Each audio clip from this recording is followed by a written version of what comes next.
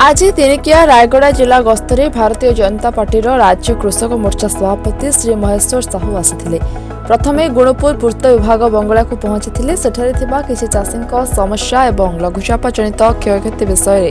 अभियोग शुणिथिले। दलीय कर्मींक सह ए संबंधी आलोचना करथिले। परे जिलार चाकुंडा मंडी दुर्गी मुकुंदपुर को जाई किपरि मंडीर व्यवस्था रहिछि ताहार अनुध्यान करथिले एवं चाषींक सह आलोचना करथिले। ଏହି ଅବସରରେ ଚାଷୀମାନଙ୍କ ସମସ୍ତ ସୁବିଧା ପାଇଁ ମୋହନ ସରକାର ପ୍ରତିଶ୍ରୁତିବଦ୍ଧ ବୋଲି ନିଜର ପ୍ରତିକ୍ରିୟାରେ ପ୍ରକାଶ କରିଥିଲେ।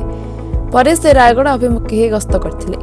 बीजेपी मोहन माझी सरकार आसला परे आमे निर्वाचन समय जो प्रतिश्रुति देइथिलु जे धान क्विंटाल 3100 टंका आमे दबु चाषी मानकु आमे आज चाषी मानकु धान क्विंटाल 3100 टंका देइछु एवं आगुरु चाषी माने जो धान विगत सरकार समय मंडी की धरिकी जाऊे कटनी छटनी होता चाषी को बारंबार मास ना टोकन ना विभिन्न प्रकार हैरान करी चाषी की धान चाषी नौ नथिले समय सीमा पूरी जाऊ किंतु एथर मोहन माझी बीजेपी सरकार धान किणा को श्रृंखलित करने स्वच्छतार सहित धान किणा कारबार होगापी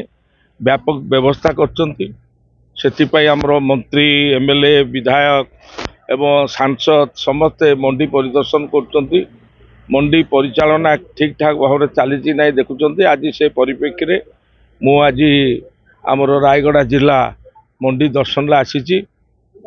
मंडी किभली भाव चलुची सरकार जो पेडी प्रोक्योरमेंट गाइडलाइन अच्छी से अनुजाई चलुची कि नहीं एवं चाषी मान जो व्यवस्था करिया कथा से व्यवस्था ठीक ठाक भाव चलुची कि नहीं ये सब जिनिस परिदर्शन करने मुझे आज आसी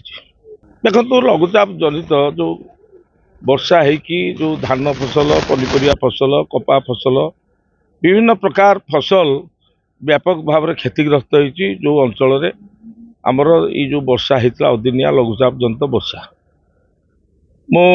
माननीय मुख्यमंत्री मोहन माझी को धन्यवाद देवी। ओडिशा राजनैतिक इतिहास रे सर्वप्रथम थर प्रथम मुख्यमंत्री जे कि क्षतिग्रस्त अंचल को डायरेक्ट सीधा सड़क भाव आसिकी क्षेत्र में पहुँचिकी क्षयक्षतिर आकलन करवा चाषी मान सहित मिसवा एवं मंत्री माने विधायक माने सांसद माने क्षतिग्रस्त अंचल व्यापक भाव में बुलिकी किभली भाव में चाषी मान क्षति होती देखा और चाषी मान सहित भेटा ये तो निश्चित भाव में गोटे दृष्टांतमूलक पदक्षेप एवं मुझे माननीय मुख्यमंत्री मोहन माझी धन्यवाद देवी एवं ये जो क्षयक्षति होती ए क्षयक्षतिर आकलन आमर कृषि विभाग एवं राजस्व विभाग मिलित भाव में कर समस्त जो मानकर क्षयक्षति होती से सरकार तरफ क्षतिपूरण दिया। गुड़पुर दीपक कुमार पंडा रिपोर्ट रिपोर्टर्स टुडे।